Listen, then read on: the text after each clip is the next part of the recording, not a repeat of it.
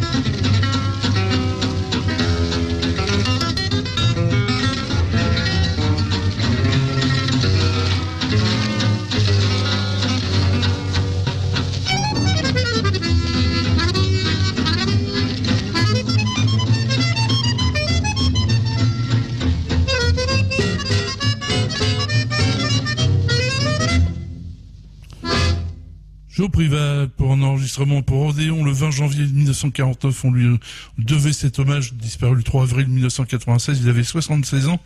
Joe Privat était bien sûr à l'accordéon pour cette composition qu'il avait fait avec Barreau Ferré, qui était le guitariste soliste de cette formation.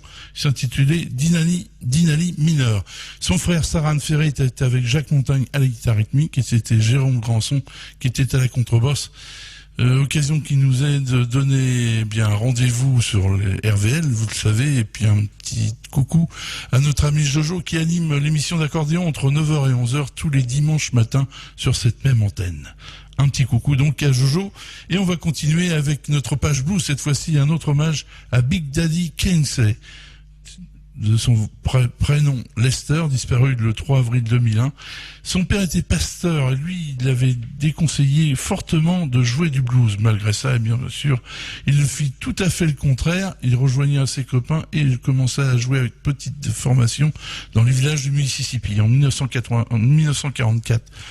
Il a 17 ans et il déménage à Gary dans l'Indiana pour s'engager dans une industrie où il est engagé comme groutier.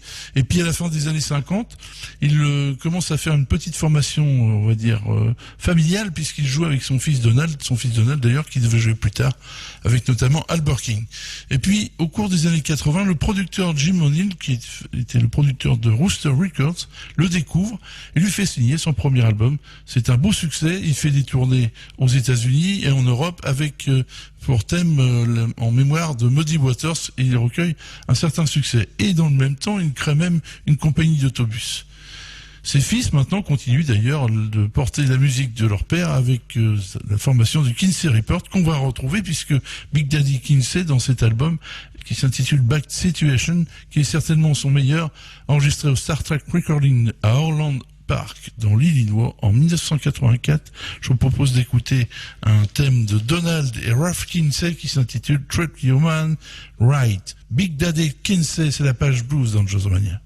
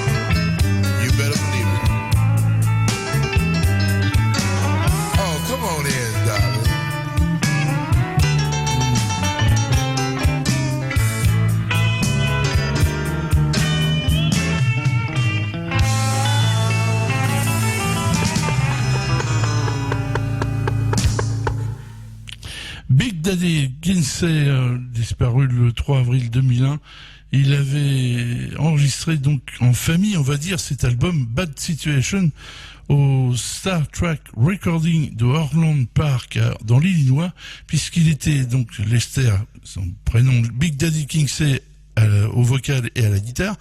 On retrouvait le vieux briscard Peanut Perkins au piano. C'était le seul hors de la famille, puisque Donald Kinsey était à la guitare, Kenneth Kinsey était à la contrebasse et Ralph Woody Kinsey était à la batterie pour nous interpréter cette composition de Donald et Ralph Kinsey intitulée Treat Your Woman White.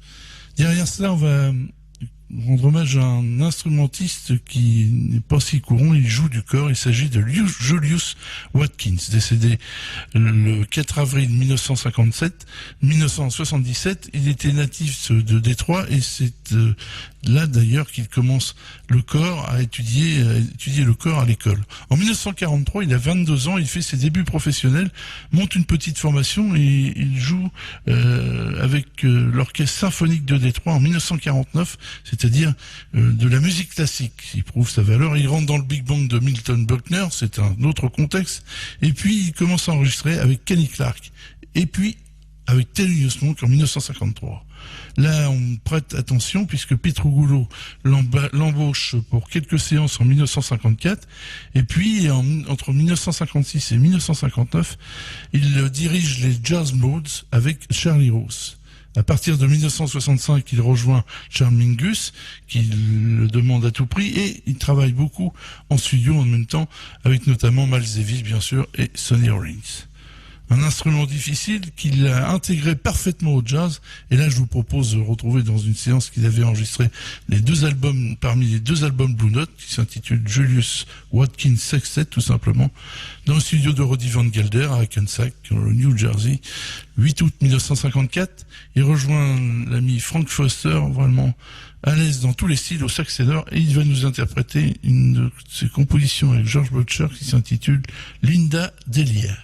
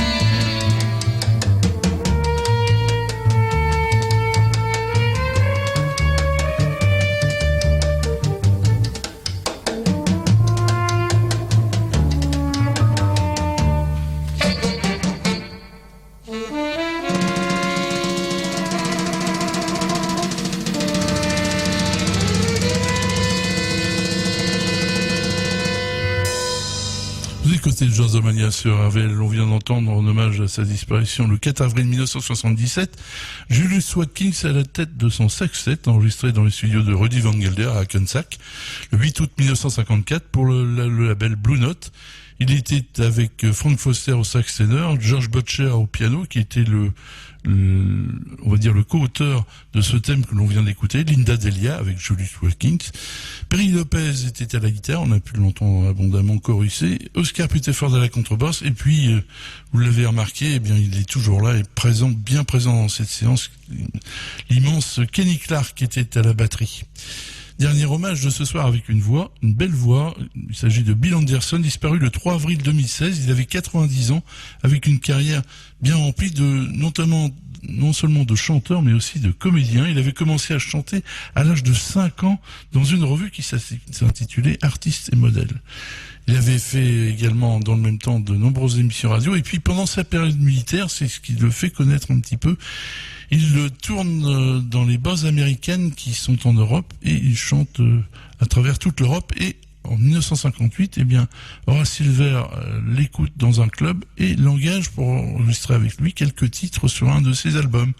Ensuite, eh bien, Jimmy Smith, Oscar Peterson en 1964, eh bien, le convoque et également avec le Count Basie Orchestra, il fait des séances et fait quelques concerts en 1965 et 1966.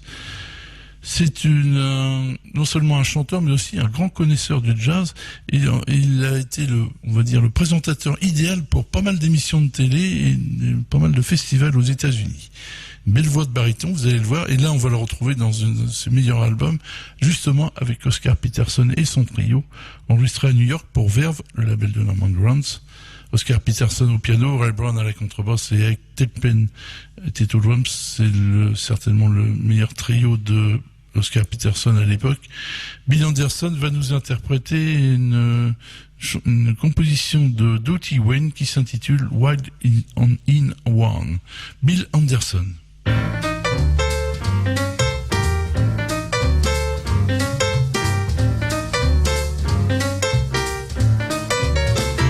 Wild is love.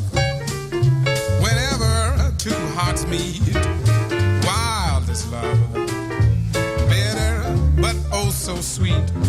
And I know I must go wherever love takes me.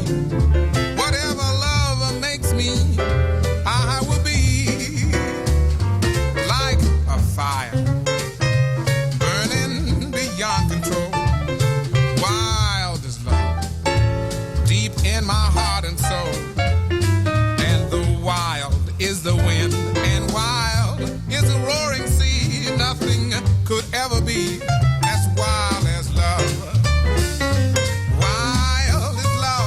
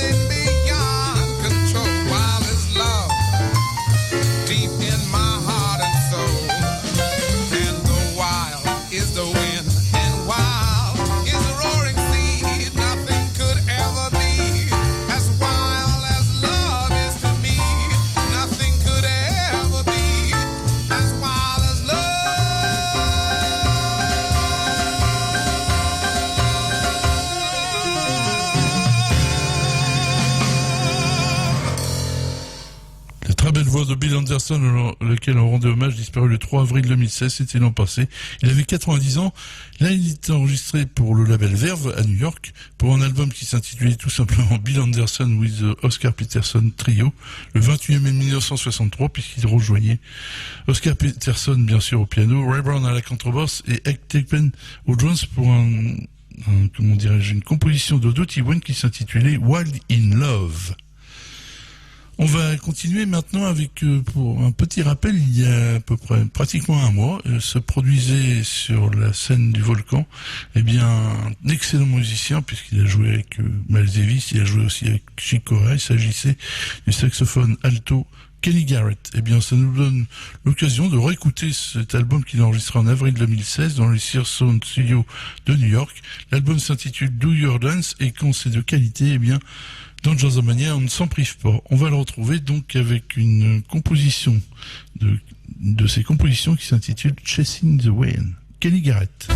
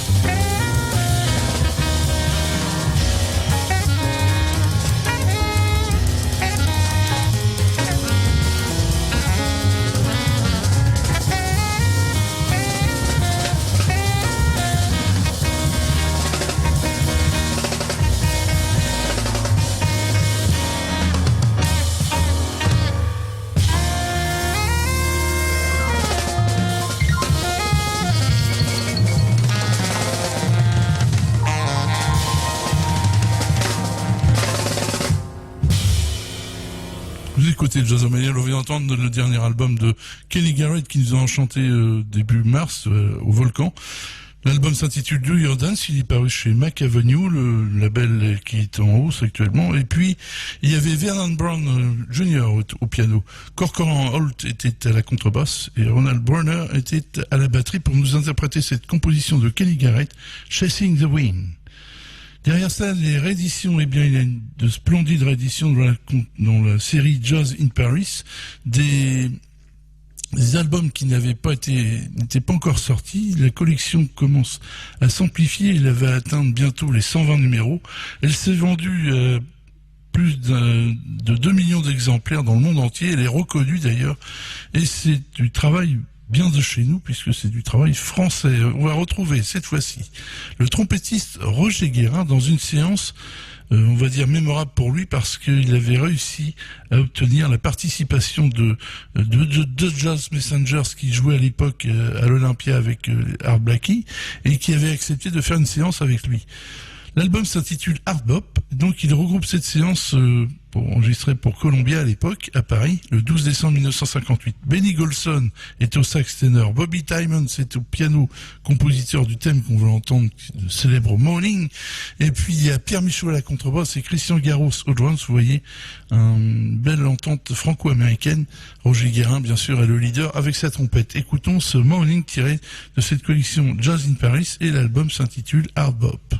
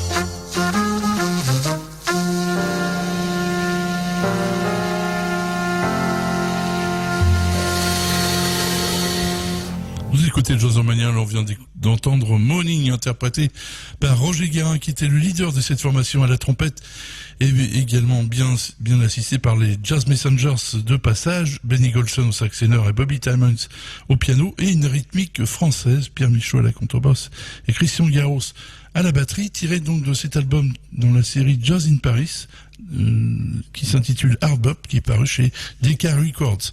L'actualité, rapidement, avec le jazz en entrée, comme d'habitude, le rendez-vous, eh bien, c'est jeudi 6 avril à 19h, c'est au Théâtre Sarah Bernard, vous connaissez l'adresse, 43 rue Lignoval à Sainte-Adresse. Cette fois-ci, eh bien, ce sera la venue de Loïc Serron, un tromboniste et même chanteur, qui sera accompagné par Julien Crépon à la trompette, Stéphane Le Gallais à la contrebasse et Michael Loupia à la batterie, alors que bien sûr, comme l'habitude, Pierre Touquet sera à la guitare en invité. Donc une bonne soirée pour écouter du swing et on va dire du jazz avec ses standards. Et puis un autre rendez-vous, cette fois-ci, c'est toujours à Sainte-Adresse, c'est à la Petite Rade de 3 bis chemin de la Mer, une jam session qui est ouverte à tous les musiciens la seule condition est d'apporter son instrument, excepté pour les batteurs, car il y a une batterie sur place. Donc ça, ce sera samedi 8 avril à 19h30. Donc si vous voulez passer un agréable moment, et si vous êtes musicien, bien vous pourrez rejoindre cette jam session qui est organisée par le collectif Jamming. On continue et on retrouve une autre édition de la série Jazz in Paris. Cette fois-ci, on retrouve le trio HUM, Daniel Humer, René Hurtreger et Pierre Michelot, enregistré au Club Saint-Germain. Un très bel album entre le 5 et le 8 septembre 1960. Ils avaient bien œuvré. Toujours paru chez Decca Records. On écoute un extrait de cet album avec cette composition de Jimmy East qui s'intitule CTA.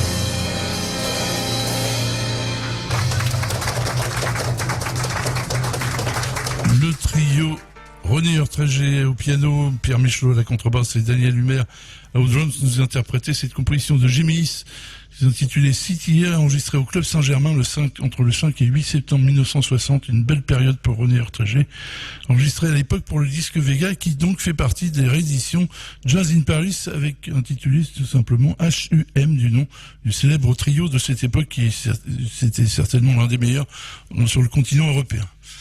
Notre premier coup de cœur pour ce mois d'avril, un nouveau coup de cœur, et c'est un énorme coup de cœur. On va retrouver Rhoda Scott avec son dernier album qui s'intitule We Free Kings, sous le label, l'autre distribution qui est le distributeur, mais le label Sunset, où a été enregistré justement cet album le 4 et le 5 mars 2016 avec le Lady Quartet. Ce sera à vous, mesdames, Sophie Allour au sax ténor, Lisa Cadbero au sax alto, Julie Seri à la batterie, vont nous interpréter une composition de Sophie Allour qui s'intitule I Wanna Move, et ça move beaucoup, plein de swing. Rhoda Scott, Lady Quartet.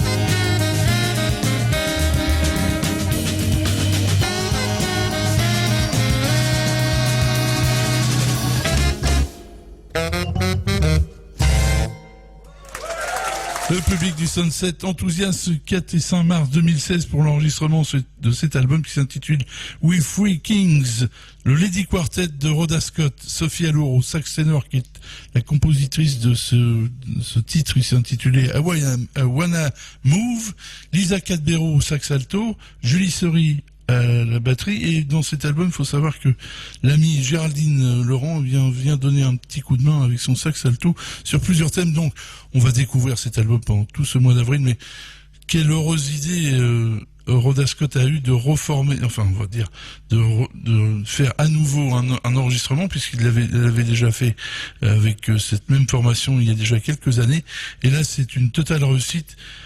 Un orchestre féminin, ça donne du baume au cœur, et surtout lorsque les musiciennes sont de valeur, eh bien on prend beaucoup de plaisir à écouter cela.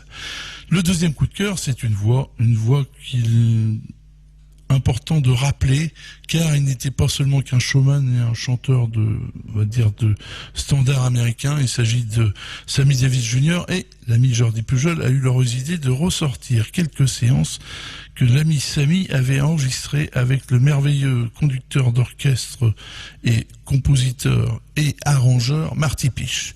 On va le retrouver dans les United Recording Studios de Hollywood le 7 février 1961, enregistré pour le label Reprise, et un album qui s'intitulait Sammy Davis Sing and Swings. Bien sûr, la fine fleur de la West Coast participe à cette séance. Je vous propose d'écouter ce merveilleux thème de Richard Rogers et Lawrence Hart, Through Swell. Sammy Davis. Babe, we are well met, as in a spell met. I lift my helmet, Sandy, or just dandy, for just this here lad. You're such a fistful, my eyes are mistful. Are you too wistful to care? Do say you care. To say, come here, lad. You are so graceful. Have you wings? You have a face full of nice things. You have no speaking voice, dear, with every word it sings.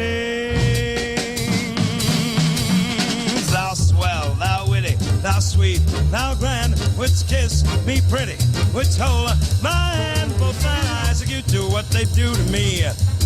Hear me holler, I choose a sweet lollapalooza in thee. I'd feel so rich in a hut for two rooms and kitchen, I'm sure will do. Give me just a plot of not a lot of land, and thou swell, thou witty, thou grand.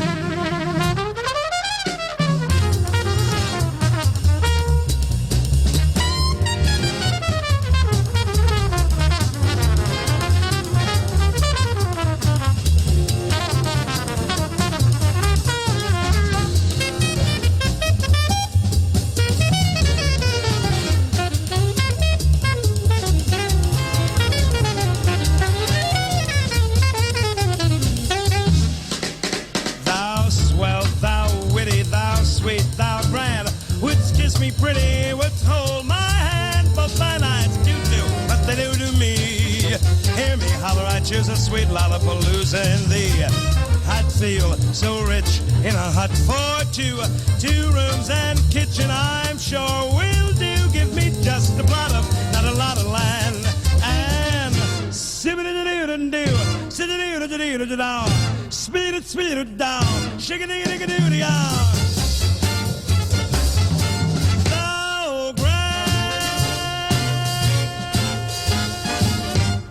So did. Notre deuxième coup de cœur, c'est Sammy Davis Jr. qui vient nous interpréter ce magnifique thème de Richard Rogers et Lawrence Hart intitulé So Swell, enregistré à United Recording Studio de Hollywood le 7 février 1961 pour le label Reprise, et L'album s'intitulait Sing and Swing. Il vient d'être édité donc chez Fresh Sound. Marty Piche, pour conduire tout cela, est derrière le piano en même temps.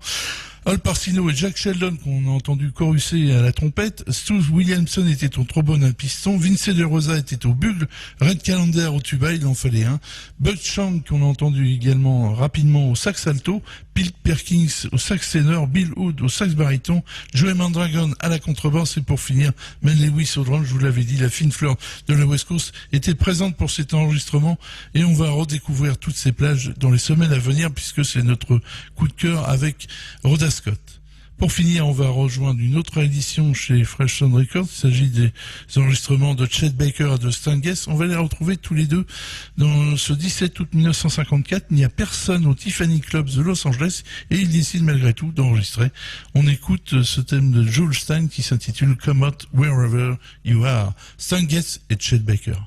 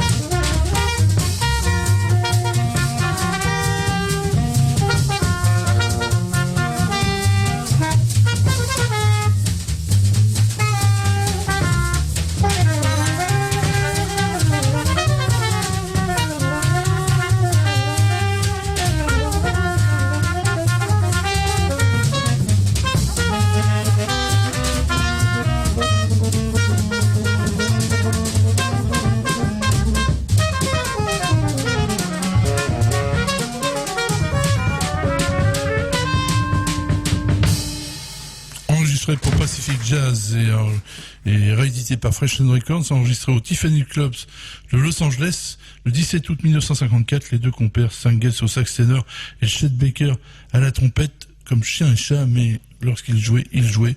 Russ Freeman au piano, Carson Smith à la contrebasse et Chelly Man au drums pour nous interpréter ce Come Out Wherever You Are qui clôture ce numéro 331 de Jazzomania ce soir.